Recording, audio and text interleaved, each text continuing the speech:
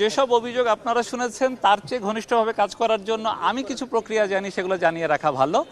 যেমন এখানে ৩ জন শিক্ষার্থী ভোটার যারা ভোট দিতে এসে বলছে আমার ভোট তো দেয়া হয়ে গেছে। ব্যাপারটা হলো ভোট দেওয়ার স্বাক্ষরের ঘরটি প্রচুর ভোটার থাকার কারণে এবং সিট কমানোর কারণে ঘরগুলো ছোট ছিল, একজন তার জায়গায় ভোট না দিয়ে আরেক জায়গায় বসিয়ে ফেলেছে। সেটা আমরা নিশ্চিত হলাম কি করে, আমাদের একই একই একই হলের এবং একই বিভাগের শিক্ষার্থী পরপর থাকে, ফলে তারই বন্ধু, ফলে সে আমার সামনে আবার তাকে ফোন দিয়ে আমরা তাকে ফোন করিয়েছি এবং লাউড স্পিকারে শুনেছি, আগে নিশ্চিত হয়েছি সে ভোট দিয়েছে কিনা। দেখা গেছে তার ভোটটাই হয়তো আরেক জায়গায় ঘরে স্বাক্ষর করে ফেলেছে। এরকম আমরা ৩ জনকে পেয়েছিলাম এবং ৩ জন ভোটারই তাতে আশ্বস্ত হয়েছেন আমাদের পুরো প্রক্রিয়াতে, এবং যারা ওখানে প্রার্থীদের এজেন্ট ছিলেন তারাও আশ্বস্ত হয়েছেন যে কোনো ধরনের অনিয়ম হয়নি। আর যারা ডাকসুর প্রার্থী, এমনকি হলের প্রধান প্রার্থী যারা, তাদেরকে আমরা আগে থেকেই উন্মুক্ত রেখেছিলাম। তারা ভোট গ্রহণের পুরো প্রক্রিয়াতে তারা পরিদর্শন করতে পারবেন, কিন্তু কোনো রকম মন্তব্য করতে পারবেন না। ফলে হলগুলোতে অর্থাৎ ভোট কেন্দ্রগুলোতে তারা যে কারণে প্রবেশ করেছেন।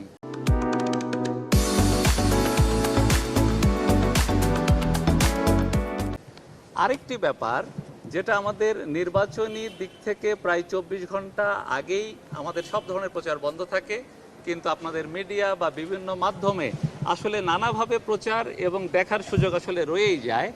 আরেকটি ব্যাপার, ভোট কেন্দ্রের আমাদের যতই সংখ্যাতাত্ত্বিক হিসাব বলি না কেন, নিরাপত্তার খাতিরে আমরা বলে থাকি যে কেন্দ্রের এতটুকু ভিতরে বা বাইরে আসলে কোনো ধরনের প্রচার চলবে না। তারপরে প্রচুর সংখ্যক প্রার্থী এবার থাকার কারণে যার যার ব্যালট নম্বর বোঝানোর জন্য তারা দেখা গেছে যে তারা উৎসাহ নিয়ে রাস্তার দুই পাশে তারা অবস্থান করেছে, তারা যাতে ভোটারদেরকে উৎসাহিত করেছে যে আমার প্যানেলে যাতে ভোট দেয়, তারা সেইভাবে তারা চেষ্টা করেছে।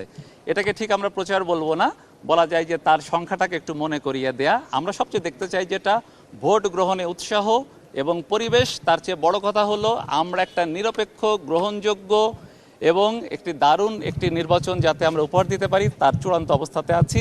আর আগেরটুকু আমরা সন্তুষ্ট। এই কেন্দ্রে কোনো এজেন্টকে কিন্তু বিরত করা হয়নি। এই কেন্দ্রে ৩০ জন পোলিং এজেন্ট ছিল। আমরা সকাল 6:30 7টার মধ্যে তাদের কার্ড দিয়ে দিয়েছি এবং প্রত্যেকে কার্ড পেয়েছেন। আমরা অন্য কেন্দ্রের ব্যাপারে মন্তব্য করতে পারবো না।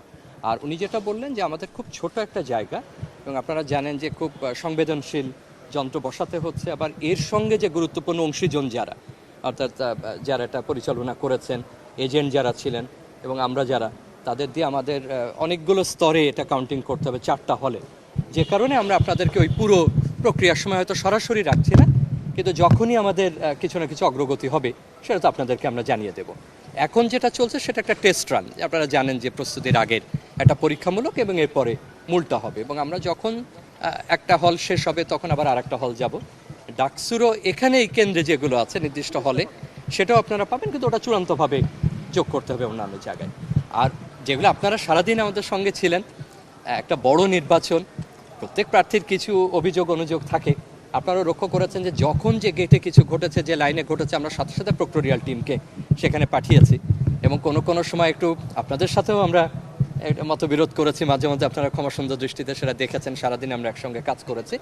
আমাদের এখানে বড় কোনো ইস্যু তৈরি হয়নি, বরং আমাদের অত্যন্ত ব্যতিক্রম। আপনারা জানেন যে আমরা দৃষ্টি প্রতিবন্ধীর এবং ক্ষীণ দৃষ্টি সম্পন্ন যাদের, তাদের একটা ভোট এবার নিশ্চিত করতে পেরেছি। আর এর বাইরে তো বিপুল সংখ্যক আপনারা দেখছেন। আর এটা একেবারে গণনার আগ পর্যন্ত আমি 3টার দিকে আপনাদের যা দিয়েছিলাম, তারেক মঞ্জুর স্যার আরও, বরং সংখ্যাটা এখন আরও বেশি হয়েছে। গড় আপনারাও করে নিতে পারবেন, আর এরপরে তো চূড়ান্ত পাওয়া যাবে।